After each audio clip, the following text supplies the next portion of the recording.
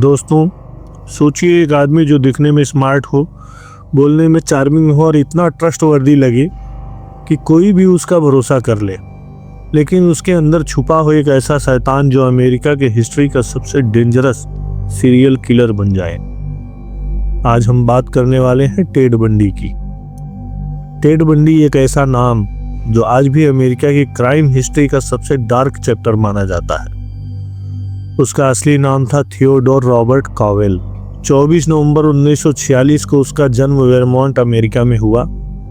उसके पिता की आइडेंटिटी कभी कंफर्म नहीं हो पाई और बचपन से ही टेड की लाइफ में सीक्रेट्स रहे। जिंदगी के पहले 3 साल टेड अपने नाना नानी के घर रहा और सोसाइटी के डर से नाना नानी ने उसे अपना बेटा बनाकर पाला। टेड को भी बताया गया कि उसकी माँ उसकी बड़ी बहन है। बाद में जब उसे सच पता चला तो उसकी पर्सनैलिटी और ज़्यादा स्ट्रेंज होती चली गई। 1950 में टेड की माँ उसे लेकर वाशिंगटन शिफ्ट हो गई और कुछ साल बाद उसने दूसरी शादी की, जिससे टेड का सरनेम बंडी पड़ गया। टीनेज से ही टेड का बिहेवियर नॉर्मल नहीं था। उसे वायलेंट और सेक्सुअल मैगजीन्स का ऑब्सेशन था।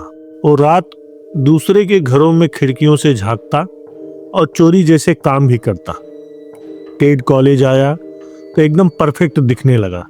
Smart, confident, well spoken, politics और लॉ में इन्वॉल्व्ड, लेकिन उसके अंदर एक अलग ही डार्कनेस थी।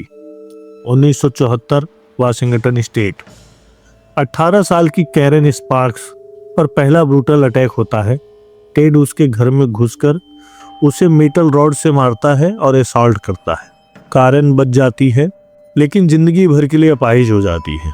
कुछ ही दिनों बाद लिंडा एन हर्ली नाम की एक लड़की गायब हो जाती है और यहीं से स्टार्ट होता है टेड बंडी का सीरियल किलिंग फेज।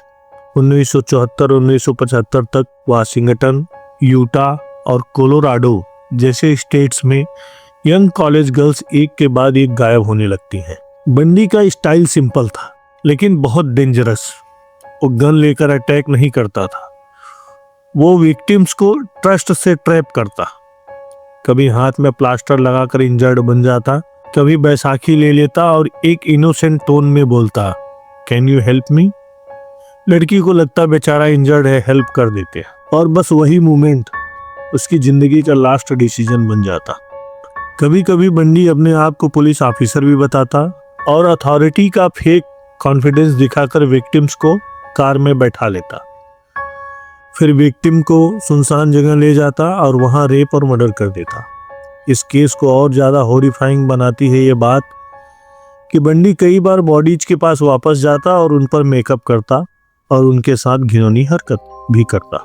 पुलिस को पहले समझ ही नहीं आया कि ये सब एक ही किलर कर रहा है, क्योंकि क्राइम्स अलग अलग स्टेट्स में हो रहे थे और उस टाइम इंफॉर्मेशन शेयरिंग इतनी स्ट्रांग नहीं थी। लेकिन एक क्लू बार बार सामने आया। कई लोगों ने देखा था कि एक हैंडसम आदमी और एक कार, वॉक्सवैगन बीटल, और कुछ लोगों ने लास्ट मोमेंट पे उसका नाम भी सुना था, टेड। टेड बंडी की एक गर्लफ्रेंड भी थी, एलिजाबेथ। उसको भी उसके ऊपर शक हो गया था। उसने पुलिस को कॉल किया और बताया, मुझे लगता है मेरा बॉयफ्रेंड टेड ही सीरियल किलर हो सकता है। लेकिन पुलिस ने उसे इग्नोर कर दिया, क्योंकि टेड एक नॉर्मल लॉ स्टूडेंट और गवर्नमेंट डिपार्टमेंट में वर्किंग आदमी लगता था। 16 अगस्त 1975 यूटा। बंडी को हाईवे पर रोका गया क्योंकि वो ट्रैफिक स्टॉप पर नहीं रुका था। पुलिस ने कार सर्च की और अंदर से मिला रस्सी, हैंडकफ्स, मास्क, ग्लोव्स और किडनैपिंग टूल्स। अब पुलिस को क्लियर हो गया कि ये आदमी डेंजरस है। फिर FBI ने कार एग्जामिन की और विक्टिम्स के हेयर भी उसकी कार में मिले।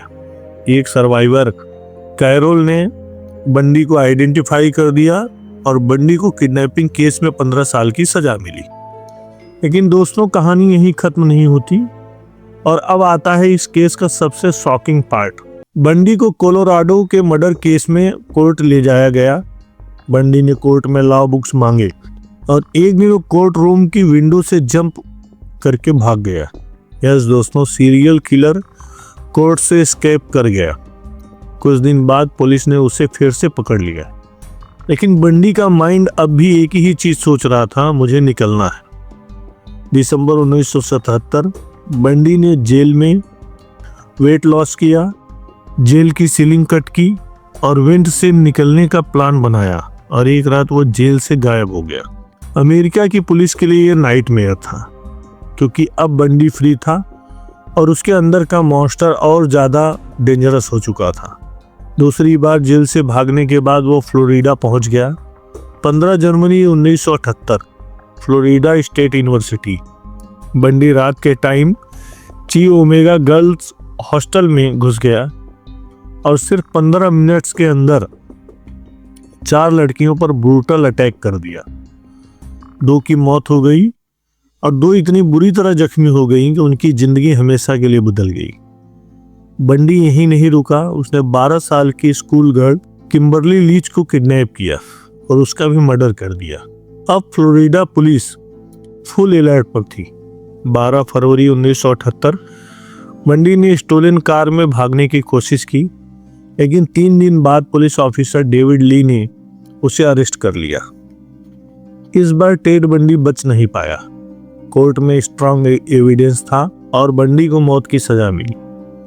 सालों तक नकारने के बाद एग्जीक्यूशन से पहले बंडी ने 30 मर्डर कन्फेस किए, लेकिन इन्वेस्टिगेटर्स का मानना है कि यह संख्या 50 से भी ज्यादा हो सकती है। 24 जनवरी 1989 टेड बंडी को इलेक्ट्रिक चेयर पर एग्जीक्यूट कर दिया गया और जब एग्जीक्यूशन हुआ, जेल के बाहर लोगों की भीड़ सेलिब्रेट कर रही थी, क्योंकि दुनिया का एक सबसे डेंजरस प्रेडेटर आखिरकार खत्म हो चुका था। दोस्तों, टेड बंडी की कहानी हमें एक चीज सिखाती है कि हर एविल का चेहरा डरावना नहीं होता। कभी कभी एविल मुस्कुराता है और हम उस पर ट्रस्ट कर लेते हैं। अगर आपको भी एक क्राइम स्टोरी पसंद आई हो तो वीडियो को लाइक करें और चैनल को सब्सक्राइब करें। मिलते हैं अगली केस में।